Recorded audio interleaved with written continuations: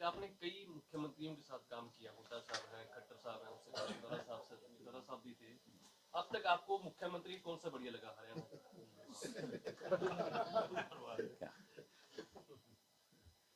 ऐसा है कि आपने तो वो बात कर दी कि अब कहते हैं कि किसको बुरा कहें किसको भला, पर सच्चाई है कि देखो सोच होती है हर इंसान की अपनी अपनी, जितने भी लोग हैं हम सबकी अपनी अपनी सोच है, अपनी अपनी समझ है।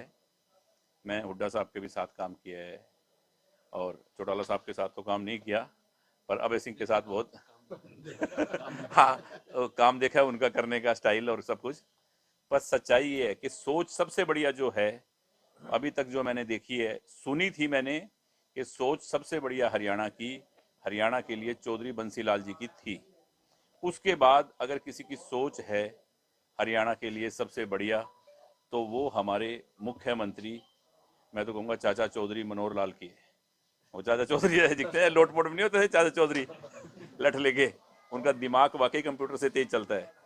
कोई भी काम कोई भी बात वो उनको याद रहती है। मैंने खुद ने उनको परखा हुआ है क्योंकि मैं बिजनेसमैन भी हूँ, मैं बिजनेस करता हूँ, तो मैंने उनको आजमाया हुआ भी है कुछ बात बोल के भी। पर उनकी तरफ से जवाब जो आया, अब घर के लोग बैठे हैं सारे, मैंने उनको कहा कि सारी ज़िंदगी तो अपने को यहाँ रहना नहीं है, मैं आपको बाहर चंडीगढ़ में या दिल्ली में कहीं कोई फार्म हाउस बना देता हूँ, ठीक है ना, अभी वहाँ इसके बाद में आप वहाँ रहना आराम से। तो बोले यार गोपाल मैं क्या करूँगा, मेरे मरने के बाद मेरे भाई लड़ेंगे कि मेरा है मेरा है, तो मैं तो जो कुछ मेरे पास है वो लिख के जाऊँगा, प्रधानमंत्री फंड में दे दिया जाए। और मैंने उनको खाना खाते हुए देखा है, इतना सिंपल कि एक मेरे ख्याल झोंपड़े में भी इंसान वो चीज़ खाता होगा। मतलब ऐसी सोच का मुख्यमंत्री जिसको अपने लिए कुछ नहीं चाहिए, वो मैंने मेरी ख्याल सुना जरूर है बंसीलाल जी के लिए कि वो सिर्फ हरियाणा के लिए जीते थे, पर अब देखा है इनको, क्योंकि बाकी वही भाई ने पूछ लिया तो मैंने बता दिया, क्योंकि मैं सही बात बोलता हूँ, मुझसे झूठ वूठ बोली नहीं जाती। सिर्फ सिर्फ और सिर्फ लोक भलाई के लिए, लोगों के काम के लिए जो मुख्यमंत्री जीता है तो वो मनोहर लाल है। इसीलिए अपनी सपोर्ट उनको है, पर 5 साल का प्रॉमिस है, 5 साल ही है, उसके बाद डिसाइड करेंगे बाद में। देखो टेंडर टेंडर लग जाएंगे, टेंडर खुलेंगे, बनेगा, नाम आपके सामने मुख्यमंत्री जी ने डिसाइड कर दिया कि बाबा सरसाई नाथ जी के नाम से मेडिकल कॉलेज बनेगा, और बाबा सरसाई नाथ की नगरी में ये बहुत ही बड़ा मेडिकल कॉलेज बनने जा रहा है। और मैं तो ये कहूँगा कि अभी उन्होंने 23 तारीख की एक रैली रखने का प्रोग्राम बनाया था मुख्यमंत्री जी ने, पर ये आज के इस भव्य प्रोग्राम के बाद उन्होंने डिसाइड किया कि एक दिन बाद इतना बड़ा प्रोग्राम और आगे फिर 26 जनवरी का प्रोग्राम है तो नहीं हो सकता, तो वो उसको कैंसिल किया है। तो वो हाँ कल तो फतेहाबाद आएंगे, परसों, तो यहाँ का 23 का कैंसिल किया है। तो जब भी अगर यहाँ का जैसे कोई प्रोग्राम होगा तो उसमें हम कोशिश करेंगे कि उसका नींव पत्थर रखवाया जाए और उसकी शुरुआत हो फटाफट। उनका खुद का मन है कि जल्द से जल्द ये काम हो जो मैंने बोले। अशोक तंवर ने बीजेपी ज्वाइन किया था। अच्छा अच्छी बात है, तो ये तो अब तंवर साहब की सोच है, मैं इसमें कुछ नहीं कर सकता भाई, ये तो उनकी सोच है। वो पहले उन्होंने कोई और पार्टी ज्वाइन की, फिर और की, फिर और की, फिर आज बीजेपी की, अच्छी बात है, उनकी सोच है। उसके बारे में मैं कैसे उनको मना करूं भाई, करो या ना करो। आपके मित्र रहे हैं कंवर साहब, नहीं तंवर साहब मित्र हैं, आज भी रहे क्या है। सिरसा से अगर चुनाव लड़ते हैं तो आपकी तरफ से उनको देखो अपनी पार्टी हरियाणा लोकहित पार्टी है, HLP, जिसकी सपोर्ट है भारतीय जनता पार्टी को, क्योंकि हम जब सपोर्ट देते हैं 5 साल के लिए, अब 5 साल तक पीछे हटते नहीं है। जिसको भी दिए 5 साल सपोर्ट, पूरे 5 साल उसके साथ रहे हैं पूरे 5 साल भारतीय जनता पार्टी के साथ है हरियाणा लोकहित पार्टी, क्योंकि हमारा तो एक ही बात है कि लोकहित में काम करेंगे, जन जन का सम्मान करेंगे। अपना तो एक ही नारा है अगले कि 5 साल सबका सम्मान, लोकहित में काम। अगले 5 साल गोपाल करना का समर्थन किसको? ये आप लोगों ने डिसाइड करना है कि मैं चाहता हूं मेरे शहर के काम, मुझे कुछ नहीं चाहिए, आप लोगों का आशीर्वाद, बाबा का आशीर्वाद, भोलेनाथ की इतनी कृपा है कि मुझे सिर्फ अपने शहर से और आप लोगों से प्यार है, क्योंकि आपका इतना आशीर्वाद मेरे ऊपर है, ये बना रहे और शहर के मेरे काम हो। और सिरसा में जो भी काम पेंडिंग है, जो भी काम और होने हैं, जो नई स्कीम, जो नई प्रपोजल मैं सोच रहा हूँ कि यहाँ इंडस्ट्री लगे, रोजगार मिले, नशा मुक्त हो, जो मैंने आगे के लिए स्कीमें सोची हुई हैं कि अगले 5 वर्ष में हों, जो ये करना चाहेगा मेरे शहरवासियों का मेरा समर्थन उसको आज ही है।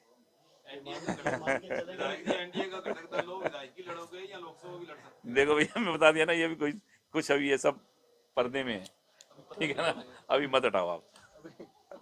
हाँ ये मान एक के आपने चलें गोपाल जी। जी चुनाव सिरसा से लड़ेंगे देखो अभी कुछ नहीं कह सकते कि क्या होगा। सिरसा भी से भी लड़ सकते हैं, एलनाबाद से भी लड़ सकते हैं, क्या पता कहाँ मन करे।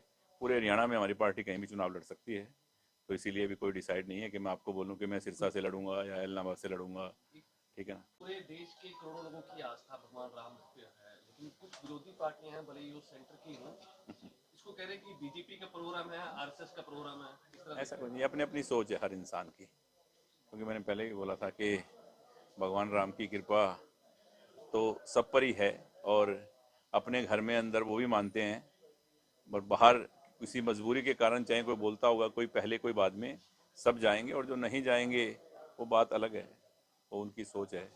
मैंने बोला था कि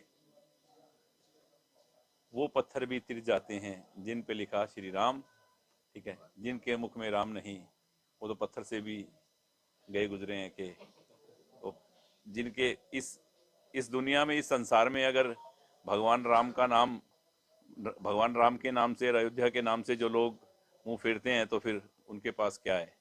उनके पास कुछ भी नहीं है। वो सिर्फ एक राजनीति, कभी भी देखो, राजनीति बिना धर्म के नहीं, धर्म को साथ लेके राजनीति हम कर सकते हैं, बिना धर्म की राजनीति नहीं हो सकती। क्योंकि राजनीति में धर्म जरूरी है, और धर्म से ही सब कुछ है, सेवा से ही सब कुछ है। क्योंकि अपनी तो राजनीति ही सेवा है और धर्म है। इससे विरुद्ध होकर हम राजनीति नहीं कर सकते और ना ही सेवा कर सकते। तो धर्म के साथ चल रहे हैं सभी। सनातन धर्म के लिए आज जो बीड़ा उठाया प्रधानमंत्री जी ने, और देखो एक लगन से, एक निष्ठा से ये कार्य पूरा हुआ है। आज हम कुछ भी कहें, पर चाहे कोर्ट में, चाहे कहीं भी, जब एक इंसान की अच्छी सोच के साथ कोई भी कार्य पूर्ण होता है, तो ये आज वर्षों के बाद जो हमें दिन देखने को मिला है, हम बहुत सौभाग्यशाली हैं। भगवान राम जब इस आए होंगे कभी, तो जब तो हम नहीं थे, पर आज उसके मंदिर में, उनके मंदिर, भव्य मंदिर में टेंट से निकल कर आने की जो खुशी है, जो भव्य मंदिर में जा रहे हैं निकल कर, वो हम देख रहे हैं, उसका साक्षी बन रहे हैं हम बहुत भाग्यशाली हैं, बहुत सौभाग्यशाली हैं। मैं तो ये कहूँगा कि आज इतना खुशी का दिन हम देखेंगे, क्योंकि हमारे बुजुर्गों ने वो दिन नहीं देखा, तो आज हम ये दिन देखने को मिल रहा है। तो हम सब अपने आप को बहुत ही सौभाग्यशाली समझें।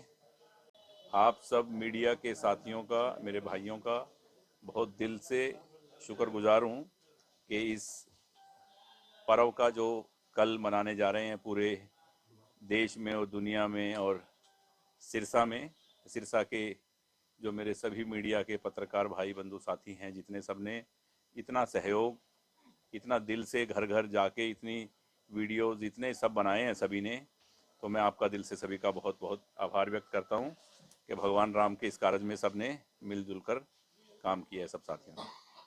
जी रामलला विराजमान हो रहे हैं जी कल। बिल्कुल। में आप देखते हैं और सिरसा के कार्यक्रम को लेकर बड़ी रूप देखो, जाती है। ये सब श्रद्धा की बात है। वैसे तो पूरे देश में और पूरी, मुझे तो लग रहा है कि दुनिया में ही कल के दिन का इंतज़ार था, और वर्षों से जो तपस्या, जो इंतज़ार पूरा हुआ है, तो बहुत खुशी का माहौल है पूरे देश में, और खुशियां मनाई जा रही है। पर दीप दिवाली जो अयोध्या में मनाई जाएगी, उसके बाद जो घर घर में दीप जलेंगे, तो वो आपका सिरसा होगा, इस बात में कोई संदेह नहीं है। क्योंकि सिरसा के घर घर में दीप पहुँचे हैं, और जहाँ दीप और सब कुछ, दीप और साथ में सब सामान पहुँचा है, तो मुझे लग रहा है कि घर घर दीप जलेंगे, तो वो सिरसा ही होगा अयोध्या के बाद में जहाँ ऐसी दीप दिवाली मनेगी। तो ये बहुत खुशी की बात है कि भगवान राम के आगमन पर सब लोग अपने घर में दीपक जलाएंगे और खुशियाँ मनाएंगे, और जहाँ पे कृपा राम की होई, वहाँ पे कृपा करे सब कोई। तो भगवान राम की कृपा सब पर बरसे, यही मेरी कामना है। तो पूर्व संध्या कुटिया में किस तरीके के इंतजाम किए गए हैं भगवान शिव? देखो, वो कुटिया से पहले जो शोभा यात्रा है, वो महाराजा अग्रसेन स्कूल से भगवान रामलला की आरती 12 बजे के आसपास शुरू होगी, जो 12:30 बजे तक, पौने 1 बजे तक ख़त्म हो जाएगी।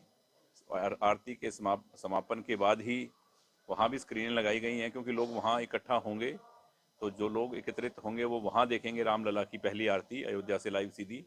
और उसके बाद में सभी महाराजा अग्रसेन स्कूल से सभी झांकियाँ, सभी समाज के लोग, सभी वर्ग के लोग झूमते नाचते गाते शहरों से होते हुए, शहर के बाज़ारों से, और कुटिया पहुंचेंगे। और वहाँ भव्य श्री राम की जो 31 फुट की जो एक मूर्ति रूप बनाया गया है उसका अनावरण होगा और बहुत ही सुंदर दृश्य के सभी साक्षी बनेंगे सिरसा वाले।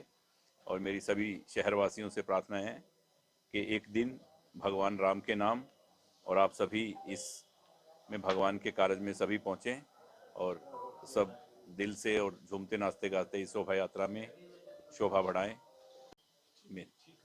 आज गौशाला को चेक दिए हैं, कुल कितनी राशि के चेक दिए गए हैं?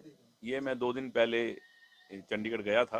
कुछ सिरसा के जो अपने काम अधूरे पड़े हैं नहरों के, शहर के, उनके बारे में मुख्यमंत्री जी से बात करने, तो उन्होंने मुझे कहा कि नए साल पे मैंने ये कुछ चेक बनाए हैं सिरसा के गौशालाओं के और एलनाबाद के। तो उन्होंने मुझे करीब 18 चेक तो दिए सिरसा की गौशालाओं के और 37 चेक्स हैं एलनाबाद की गौशालाओं के, तो वो मुझे दिए। तो गोविंद 37 चेक जो गौशाला के हैं एलनाबाद के, वो तो परसों कोई जगह उन्होंने फिक्स की है कागदाना, वहाँ जाके देंगे सभी गौशालाओं को।